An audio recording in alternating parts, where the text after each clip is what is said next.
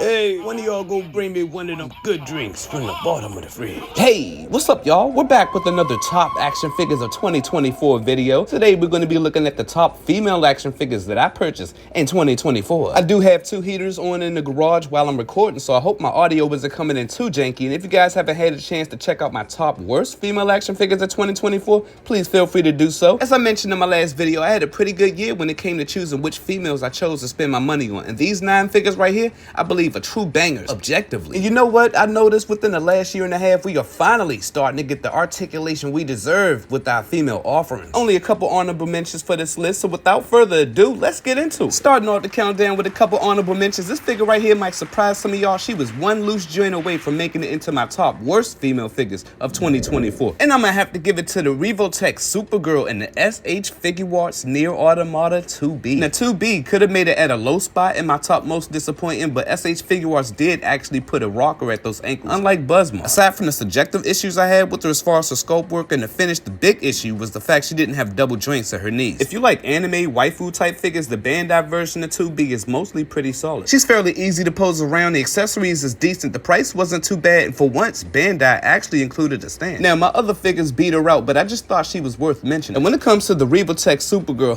Revotech, man, what am I gonna do with y'all? Where do I start? Like, this figure gives you so many different opinions. I love it, I don't like it, it's whack, it's funky, it's fresh. Don't really dig the metallic look she has for the blue, and the hair has got to be the worst thing about this figure. But the more you mess around with this figure and fool around with her hair, like, you got to have a lot of patience. But using a hinge, getting those different angles and stuff, you can pull off some pretty decent shots. Making the head sculpt with the laser eye beams, an exclusive accessory, was kind of a low blow. And to be honest, I'm not really digging her forehead too much, or the assembly for swapping out her faceplate. Her bangs pop off rather easily, and depending on how you have her hair turn, that will bump it off as well. When some would even say she's kind of tall, but I like that. You know what? Her skirt piece, I don't mind it as much as I thought I would. She's not notably impaired. So basically what I'm trying to say is don't buy this figure, but I bought 2, which makes absolutely no sense, but I can't lie. I love this figure. I can't sleep. If I had to choose one or the other, I'd probably go with the Revotech Supergirl because we don't have a lot of representation of her, and I'm a little biased, but ultimately she's just not as well-rounded as the other females on my list. No pun intended. Kicking it off on the countdown at your number 9 spot, we have a figure that very much came out of nowhere. All hope was lost for this line. We got your Brain Arts Final Fantasy VII Tifa. Now after their Cloud and their Sephiroth, I damn near dropped this line, but their Barrett was actually pretty good, so I took a chance on Tifa. She's actually pretty cool. As usual, Square Enix like to charge a lot of money for their figures. They're largely overpriced, but my biggest issues with this figure is the fact, 1, she didn't come with the angry face, and 2, her ankles are kind of funky, but I was really surprised to see that they fixed that hip joint issue that Cloud and Sephiroth had. That was very pleasant. What it boils down to, she's overpriced, too small, and doesn't come with a lot, and that's why she is where she is on my countdown. Take that. Coming in at number 8 on the countdown, we have a figure I haven't heard much about, but please don't sleep on it because she damn near perfect. We got the Storm Collectibles Mortal Kombat Shiva. Oh, Shiva, let me turn here.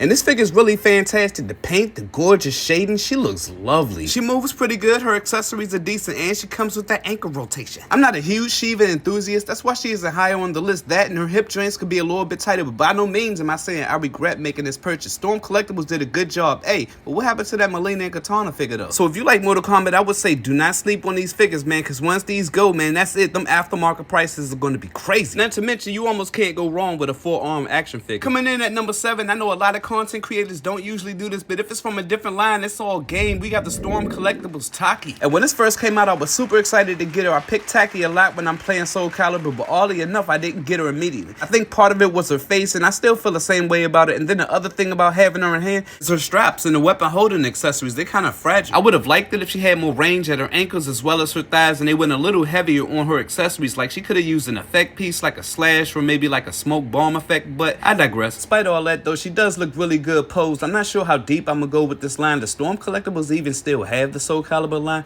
If they do, which figure would you like them to do next? Feel free to talk to me in the comments. I think I'd take a Sophidia or maybe a Cervantes, but yeah, good job mostly. At number 6 on the countdown, we have a figure at the scale I don't normally collect, but if you played the game, you gotta get the figure. We have your Spin Master, Horizon Zero Dawn, Aloy. Now this figure right here, this is what I would call art. You can tell a lot of love love went into this figure. The way she looks, the colors, all the whole palette just looks wonderful. It looks pretty accurate too. The only thing I'd say she's really missing is an effect, but honestly, you get a whole bunch of accessories with her, and like for the size she comes in, she moves really nice. I did beat the game of Zero Dawn and Forbidden West, and those are awesome games. I really hope they continue with that series, but this figure captures the look perfectly. I mean, maybe the face printing could be a little sharper, but for what it is, this looks amazing. And I think this outfit is her Nora Anointed outfit. I might be wrong on that, but if Spin Master decides to do more of her armors, man, I don't want to do it, but I might have to grab a couple more. Ultimately, it's the size of this figure that kept her from being higher on my spot, but otherwise, very nice figure. Number 5 on the countdown, we're gonna take another dive into the waifu neighborhood of the collector universe. King Toys. Who are you? So this is the Dragon Girl, otherwise known as the 12 Wars Little Dragon Girl Longji. I've heard the 12 Wars, but I never really looked into it, so I'm not sure who she is, but I bought this figure because she looks polka-tudinous.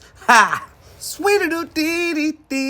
Very elegant and sexy look to her. I love the two greens they use in that blending airbrushing. That looks marvelous. I have my fair share of anime figures. I don't collect them as much as I'd like to, mainly because of the limitations at the torso, but this figure actually gets just a little bit more range than the rest seem to. Her hair, the facial print, and the style of her clothes. She's got that drop down motion at the hips, and she's got some really cool accessories with some cross-play potential. I would say that King Toys is Snail Shell's biggest competition. This figure is so cool. I ended up buying 2 of them actually. I keep one in the garage with me. I also bought another one just to have 2 of those fan accessories because that's her coolest accessory other than the fire effect. Yep, she come with fire too. The only issues I would say I was facing with this figure is I broke those 2 pieces that goes at her hips, so while her design might look really cool, it kind of hinders the articulation a little bit. That and her hands kind of fall off kind of easy. And then she is kind of pricey, but she does come with a lot of plastic, so if you would think about buying her, I would suggest to hop on it. Those aftermarket prices gonna be pandemonium. At number 4 on the countdown, now this figure I started to cancel it, but once I got her in hand, I had to get 2. We have the Revotech Catwoman. I love the curves. I love the way it's not just one pattern for her outfit, but I don't really care much for the helmet and goggles look. The only real reason I bought this figure was because of the bonus head. I love the figure, but this look just doesn't work for me that much. Luckily, her articulation and the way she feels just makes up for it. This is a pretty fun figure to mess around with. I did end up breaking one of the joints at her neck, so I was very upset. And to top it off, I wasn't even able to get a replacement for it, so that's a bad look. Luckily, that bonus head does have a peg of its own, so I am still able to swap it back and forth. You know what I like about Revotech? They stand out from other companies. Like from one design to the next, they're always coming with these little innovative ideas. They're always switching it up. You never know what to expect next, which can be a bad thing, but it's also exciting at the same time. Like with each new figure, you can see them evolving. The neck peg situation was unfortunate, and I would have liked that she came with an effect piece, but I think at number 4, she's where she needs to be. Number 3. At the number 3 spot, we have a tie between 2 figures from the same line. I kept thinking, like, if I got one figure at the end of the year and the other one at the beginning,